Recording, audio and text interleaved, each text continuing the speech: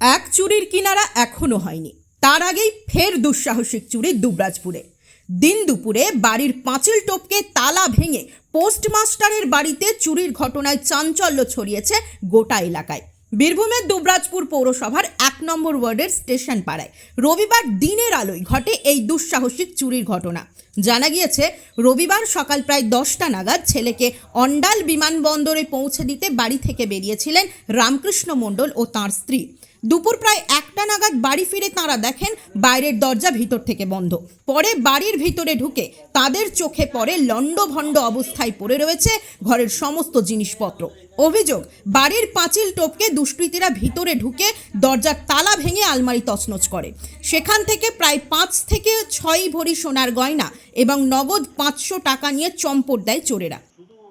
আমরা সকাল 10টার সময় অন্ডাল এয়ারপোর্ট যাই ছেলেকে ছাড়তে।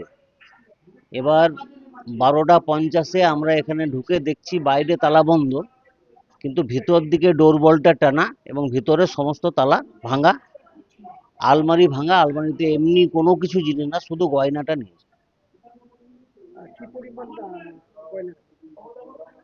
মোটামুটি 6 ভরি হবে, 7 গ্রাম 8 গ্রাম। বাড়িতে এসে দেখছি বাইরের দরজাটা বন্ধ, কিন্তু ভিতর দিক থেকে ডোরবল টানা আছে, বন্ধ আছে। সিঁড়ি দিয়ে উঠে ভিতরে ডোরবল থেকে বাইরে রুমের যে দরজাটা সব ভাঙা, আলমারির তালা খুলে প্যাকেটে নিয়ে নিয়েছে।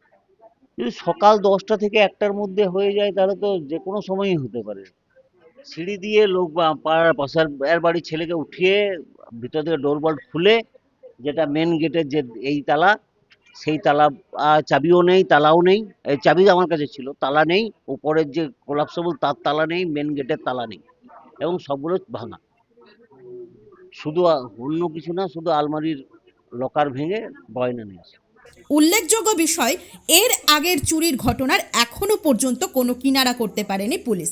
তার মধ্যেই ফের দিনের আলোয় এমন দুঃসাহসিক চুরির ঘটনায় আতঙ্কে এলাকার বাসিন্দারা। স্থানীয়দের প্রশ্ন, একের পর এক এই চুরির ঘটনায় নিরাপত্তা ব্যবস্থা নিয়ে। ঘটনার খবর পেয়ে দুবরাজপুর থানার পুলিশ ঘটনাস্থলে পৌঁছে তদন্ত শুরু করেছে। কিভাবে দুষ্কৃতীরা বাড়িতে ঢুকলো এবং কারা এই ঘটনার সঙ্গে জড়িত তা খতিয়ে দেখছে পুলিশ। প্রদীপ দাসের রিপোর্ট, নিউজ বার্তা। না, এটা এটা অসম্ভব ব্যাপার। আমি আজকে 12 বছর এসেছি, এবার কোনোদিন দেখিনি বাবা এইসব। সত্যি কথাই দেখিনি কোনোদিন। আজ 12 বছর এসেছি, না নিরাপত্তা নেই। ঠিক নিরাপত্তা কেউ বলবে কি নিরাপত্তা আছে? আর 12 বছর এসেছি, সত্যি দেখিও না এরকম ঘটনাই প্রথম দেখলাম।